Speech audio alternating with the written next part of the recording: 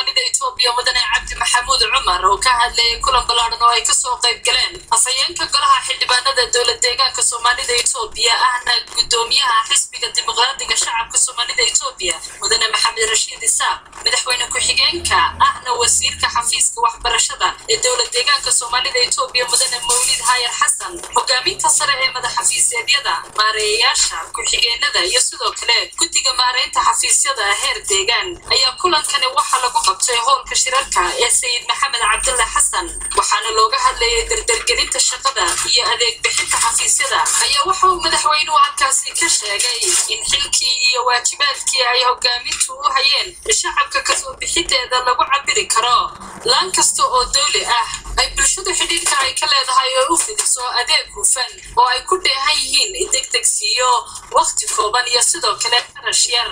madaxweynaha dowladda deegaanka Soomaalida Itoobiya Mudane Cabdi Maxamuud Cumar oo hadalkiisa sii wata ayaa waxa uu laamaha dawliga ah ku amaanay adeeg aan agrashada lahayn ee ay siinayeen shacabka deegaanka afartii sano ee ugu dambeysay isla markaasna waxa uu madaxweynuhu uga mahad celiyay cid kasta oo xilka shacabka u gudanaysa sidii loogu talagalay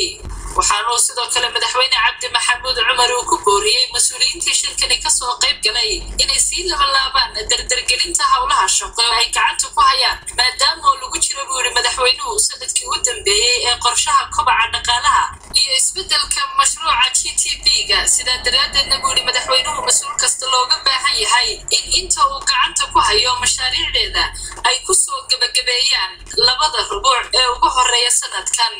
dhinaca kale madaxweyne ku-xigeenka dowladda deegaanka Soomaalida Itoobiya ahna wasiirka xafiiska waxbarashada Mudane Mawlid Hayar Xasan ayaa sheegay in dabar adeeg badan looga baahan yahay mas'uuliyiinta shirkani ka soo qayb gashay si loo gaadho buuri natiijooyin wanaagsan loogana soo hooyo qorshaha GTP-ga gabagabadii munaasabadani xubnihii kale ee ka soo qayb galay shirkani ayaa iyaguna geestooda sheegay in aanay marnaba ka daali doonin sidii dardargelin loogu samayn lahaa howlaha shacabka iyo sidoo kaleba mashaariicda ay gacanta ku hayaan muhiimad gaarana ay sii doonaan istaageersiga iyo sidii tallaabo midaysan looga wada qaadi lahaa ka qalinjabinta cadowga shacabka iyo sidoo kale jahliga iyo saboolnimada si kor loogu sii qaadabay dhaheen horumarka maanta gacanta lagu hayo